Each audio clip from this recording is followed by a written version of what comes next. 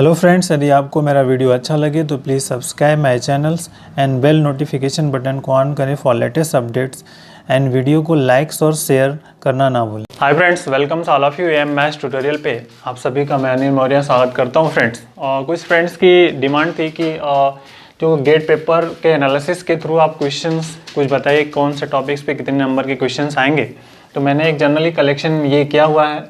तो 4 इयर्स के जो मैंने यहाँ पे कलेक्शंस आपको मैं उसके बारे में बताऊंगा कि कौन से टॉपिक्स पे कितना क्वेश्चंस आया है और कौन सा टॉपिक न्यू इंक्लूड हुआ है, तो उसका इंपॉर्टेंस क्या है हमारे इस क्वेश्चंस में। तो इस वीडियो के साथ आप बने रहें। मैं सारा टॉपिक्स आपको ओपन करके इस टॉपिक में बताऊंगा और फिर जो न्यू टॉपिक आया है उस टॉपिक्स पे वीडियोस भी लेके आने वाला हूँ अभी।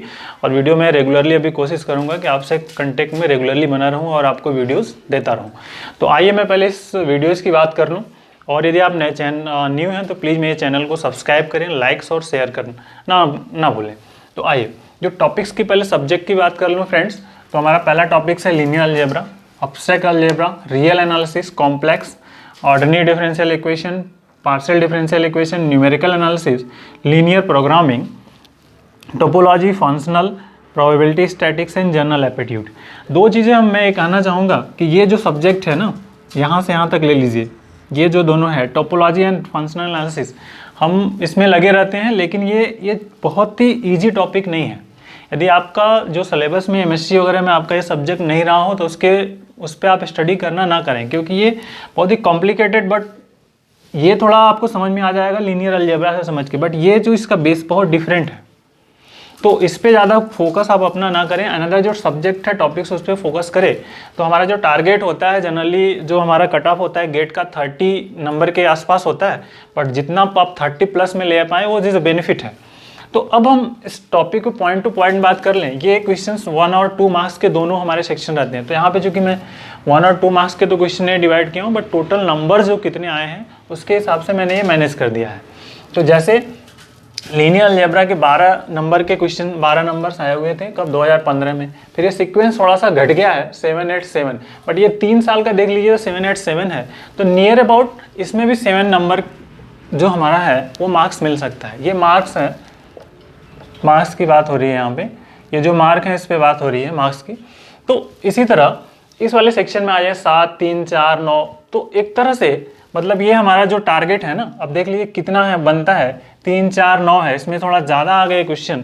तो मे बी पॉसिबिलिटीज़ मान लीजिए अगर इसमें हम 5 नंबर ही पकड़ लें, एक 5 नंबर एवरेज में पकड़ के चल रहा हूँ कि इस टॉपिक्स पे एब्स्ट्रैक्ट अलजेब्रा 5 नंबर का क्वेश्चन हम मॉडिफाई कर पाते हैं। और इन दोनों में अगर हम एक जनरल ऑब्जर्वेशन करें, टोटल फ्रेंड्स हो गया ये 12, बट मान लीजिए आप सिर्फ 10 नंबर के कर पाते हैं क्वेश्चन, 10 नंबर ही कर पाएँ तो भी ठीक है, बेस्ट है, कोई प्रॉब्लम्स नहीं है। 10 नंबर हमें 30 प्लस में के लिए कंक्लूजन करना है। तो आइए उस पर बात करें। नेक्स्ट थिंग है रियल एनालिसिस एंड कॉम्प्लेक्स। तो रियल एंड कॉम्प्लेक्स की बात करें तो ये 16 और 8 है।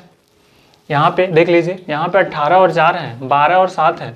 यहाँ पे थोड़ा सीक्वेंस इसका कम हो गया, इधर करीब सब 24 नंबर का है, ये 24 है। ये कितना आपका है, ये भी 22 के आसपास है, 19 है और ये 15 है। ठीक है, तो एक एवरेज हम अगर इन दोनों का हम पकड़ लें, दोनों का एवरेज पकड़ के चलें तो 15, मतलब ये एवरेज ही एक तरह से। तो आप 14-15 नंबर मान लीजिए, हम यहाँ से 15 नंबर इन दोनों सेक्शन से कर लेते हैं। तो 15 में मान लीजिए अगर हम कितना कर पाएँ, कुछ क्वेश्चन 10 नंबर के ही कर पाएँ, 10 नंबर के कर पाते हैं हम 15 में। और बहुत सारे जो क्वेश्चन होंगे फ्रेंड उनको मैं छोड़ देता हूँ। 15 नंबर एवरेज एक पकड़ लिए और 10 कर पाते हैं हम, तो 10, 10, 20 हो गए। टोटल मार्किंग कितनी होगी हमारी, एक एवरेज हम पकड़ लें तो 16, 7, 19 हो गए, 7, 9 हो गए, ठीक है, 16, 6, 22 और 31 में नियर अबाउट 20 नंबर।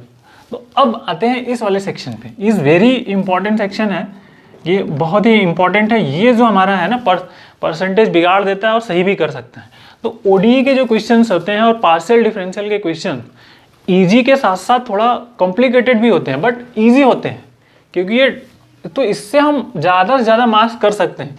ये जनरली एक देख लीजिए, मतलब ये कितना है, 8, 13, 13, 15 के आसपास है। तो अब मान लीजिए 13 है, 13 के आसपास ये हमारा इस सीक्वेंस से क्वेश्चन बनता है। तो 13 में मान लीजिए हम इसमें भी कर पाएँ कि अगर 10 हम कर पाते हैं, 10 नंबर के क्वेश्चंस को अटेम्प्ट कर पाए, तो कितना हो गया, 30 हो गया।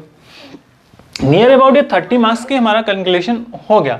बट इसमें जो बहुत सारी चीज़ें हैं, जैसे ओडीई में है जो हमारा लेजेंडर बेसल फंक्शन वगैरह है, बट उससे रिलेटेड क्वेश्चन, एक क्वेश्चन आपको मिल जाता है। और पार्शियल डिफरेंशियल इक्वेशन में भी एक दो क्वेश्चन जो होते हैं कॉची थ्योरम से है या डी लैम्बर्ट टेस्ट से है, जो या वन वेव इक्वेशन से रिलेटेड जो टॉपिक्स है उससे रिलेटेड एक दो क्वेश्चंस मिलते हैं। तो उन सबको आपको एक जनरली ऑब्जर्व करना है कि हम कैसे इसको हैंडल कर पाएँ और कैसे इस टॉपिक्स पे क्वेश्चन को कर पाएँ, तो वो आपको प्रैक्टिस करनी है। अब मेन इंपॉर्टेंट है दिस न्यूमेरिकल एनालिसिस। तो मान लीजिए न्यूमेरिकल एनालिसिस में 6, 8, 15, 6 है, तो मान लीजिए आप एक ही नंबर एक क्वेश्चन कर पाते हैं, या दो 6 है तो एक मैं एवरेज 5 पकड़ लूँ, मान लीजिए आप इसमें से सिर्फ एक कर पाते हैं 2 नंबर का क्वेश्चन, तो 2 नंबर का क्वेश्चन हो गया।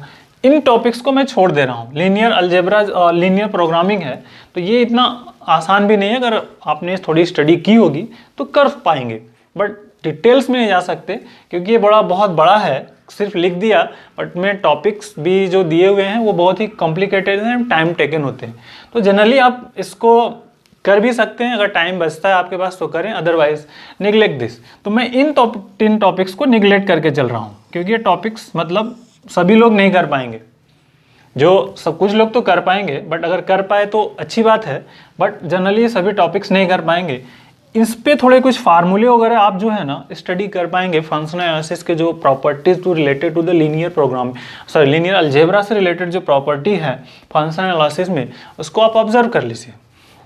अब जो मेन इंपॉर्टेंट है ये प्रोबेबिलिटी एंड स्टैटिक्स, इस टॉपिक्स पे अभी इसे हमें ये हटा दिया गया है। इसके टॉपिक्स पे हमारा आ गया है कैलकुलस, ये ठीक है, ये न्यू टॉपिक इंक्लूड हुआ है। मतलब हमारा जो अभी न्यू जो 2019 का जो पेपर होने वाला है उसमें ये प्रोबेबिलिटी वाला सेक्शन नहीं है। मैंने पिछला भी वीडियोस बनाया था, अगर आपको वहाँ पे कुछ डाउट होगा तो मेरे पिछले वीडियोस देख लीजिएगा, मैं पीछे अपने डिस्क्रिप्शन बॉक्स में लिंक दे दूंगा। तो ये सेक्शन को हटा दिया गया है। इसके सिलेबस के भी अकॉर्डिंग में हमने डिस्कशन कर लिया हुआ है। तो एक एवरेज आप पकड़ लीजिए, मतलब 19 है, 5 है, 19 एंड 14।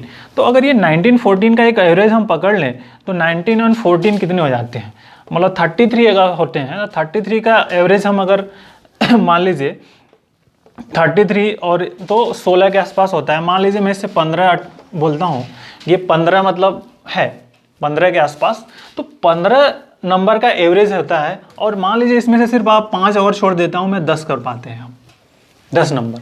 तो अब अगर इन सबको हम एक एनालिसिस कर लें तो 10, 10, 20, 10, 30, 10, 40, तो अब ये कितना हो गया। एक तरह से आप ऑब्जर्व कर लीजिए कि हमारा जो सेक्शन कितने तक हम पहुंच पाते हैं। 40 हो गया और 242 के आसपास, ठीक है, 42।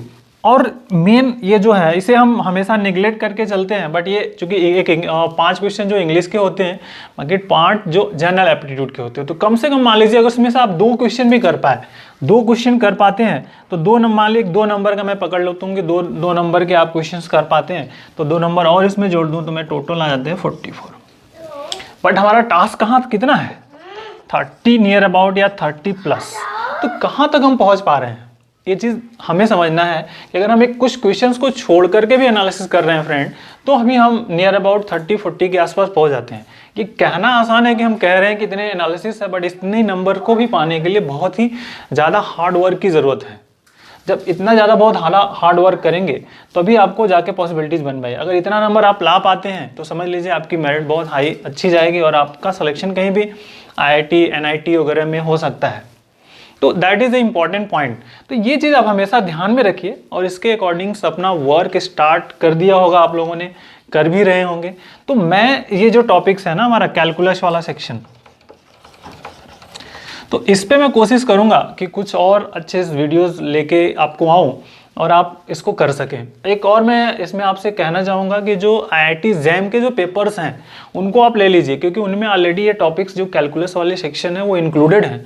तो उन क्वेश्चन को आप ले लीजिए और उन क्वेश्चन को थोड़ा सॉल्व करने की प्रयास करिए, जैसे तो आपको और हेल्प हो पाएगी। और कुछ नए टॉपिक्स जो इंक्लूड होते हैं उस पर क्वेश्चन तो जनरली श्योर बनता है, कभी बनता भी है और कभी नहीं भी बनता। तो इस क्वेश्चन को आप ऑब्जर्व करिए और देखिए कहाँ तक एवरेज हम इसको हैंडल कर पाते हैं। बाकी जो होंगे, जो भी कुछ आपकी क्यूरीज वगैरह होगी, तो मैं कोशिश करूँगा कि वीडियोस के माध्यम से आपको बता पाऊँ और हेल्प कर पाऊँ। तो टेक केयर, थैंक यू, जय हिंद।